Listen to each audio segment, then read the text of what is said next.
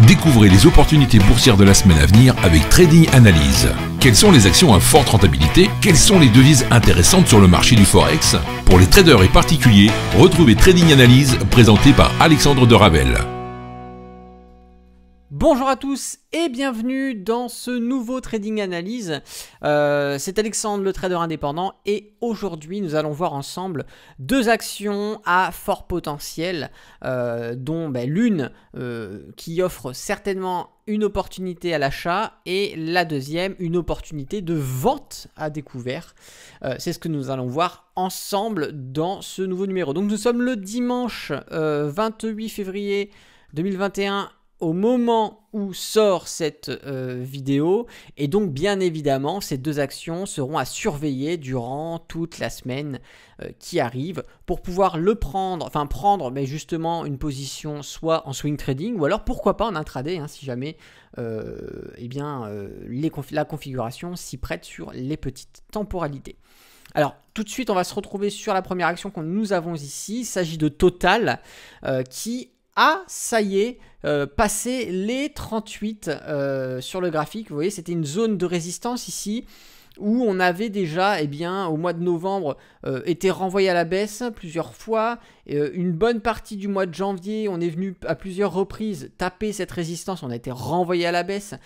Et là, ce qui s'est passé, c'est que tout simplement, la semaine dernière, on est revenu sur cette zone et cette semaine, on a enfin passé, c'était exactement mardi, mardi, on a passé la zone des 38 et on est même allé chercher les 40. Alors, les 40, c'est normal qu'on ait rebondi dessus à la baisse, tout simplement de par son prix. On a une zone de prix ici qui est assez important, et de par son importance, forcément, c'est une résistance psychologique, et on le voit bien arriver sur les 40. C'était un objectif de clôture ici pour beaucoup d'investisseurs, et à peine touché les 40, on est reparti directement à la baisse. Alors maintenant, ce qui se passe, c'est que ces 38 là que nous avons surpassés, on va regarder un petit peu en arrière. On avait déjà cette zone-là qui travaillait. On avait sur la période d'août 2019, on est venu sur cette zone-là comme support.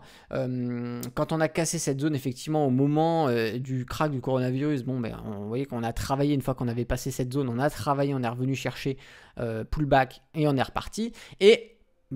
Ce qui s'est passé, c'est qu'en début d'année 2020, quand on s'approchait de cette zone, qu'est-ce qui se passait? On était renvoyé. Surtout ici, en juin, où on s'en est approché vraiment très près, on a été renvoyé à la baisse. Donc ici, on a une zone vraiment où les 38, ça a une importance. Techniquement, historiquement, c'est une zone qui a son importance.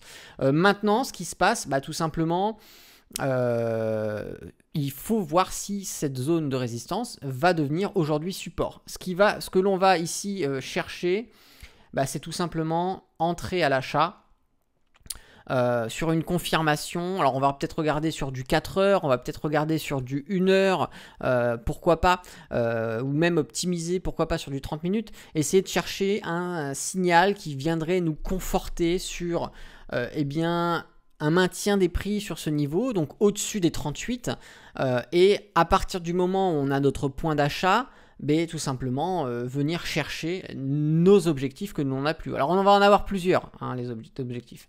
Déjà, le premier objectif qu'on va avoir, si on fait un achat au niveau des 38, tout simplement ça va être le 40. De par le prix, on sait que ça va être assez compliqué, ou du moins on va travailler pas mal sur cette zone, puisque de par le prix, on est en chiffre rond ici 40, tout simplement on a ici une grosse résistance.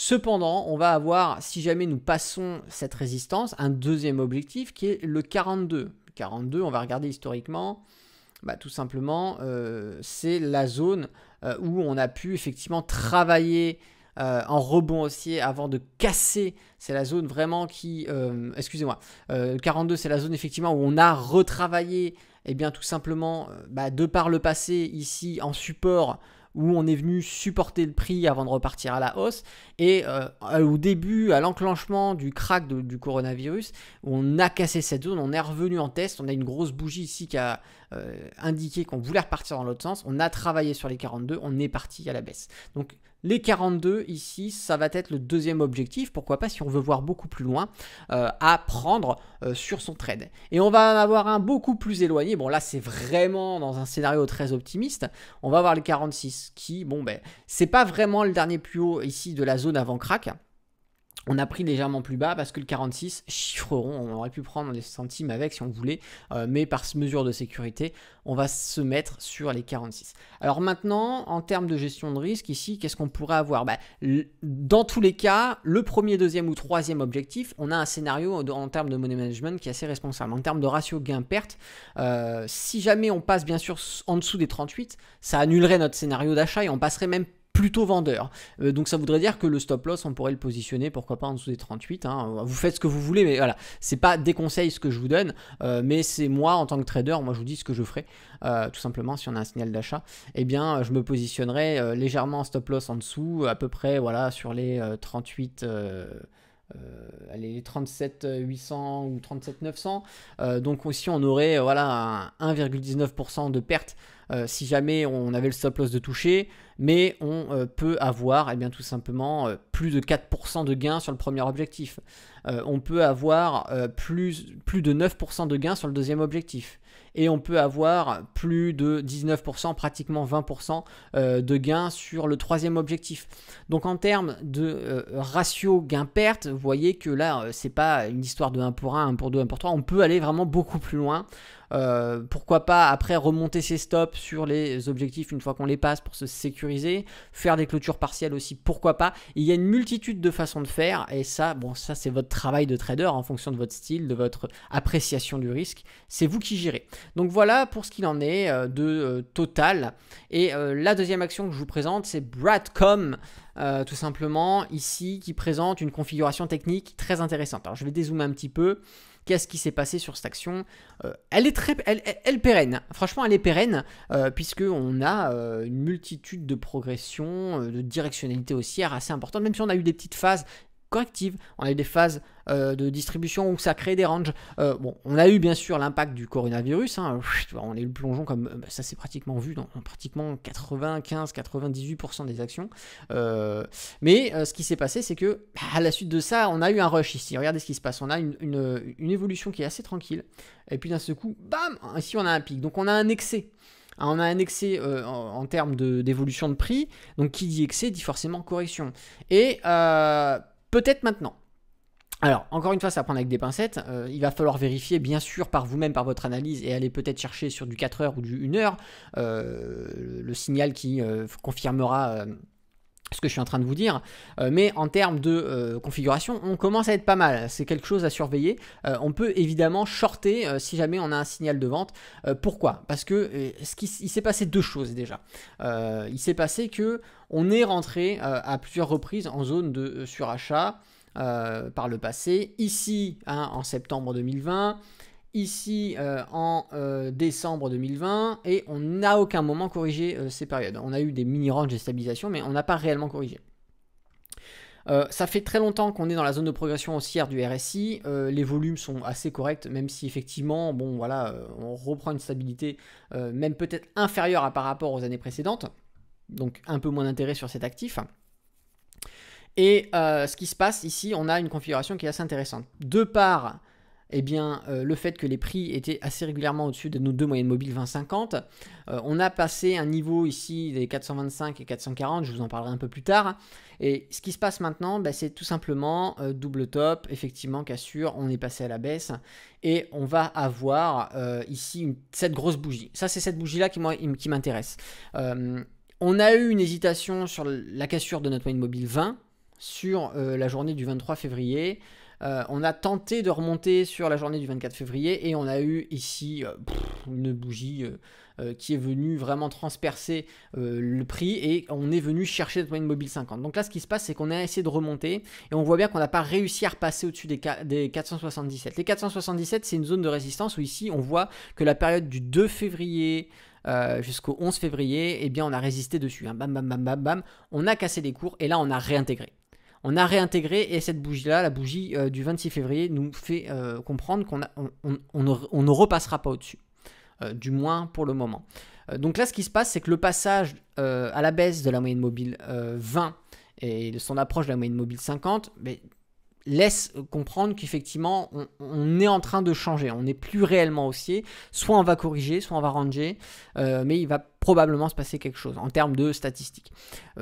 Autre chose intéressante, c'est le RSI. On est contre la zone des 50. On a ici eu un abaissement du RSI, normal, hein, les cours ici ont baissé, donc c'est tout simplement un suivi logique, mais c'est l'endroit où se trouve le RSI actuellement qui est intéressant. La zone des 50, vous savez que c'est la zone de neutralité.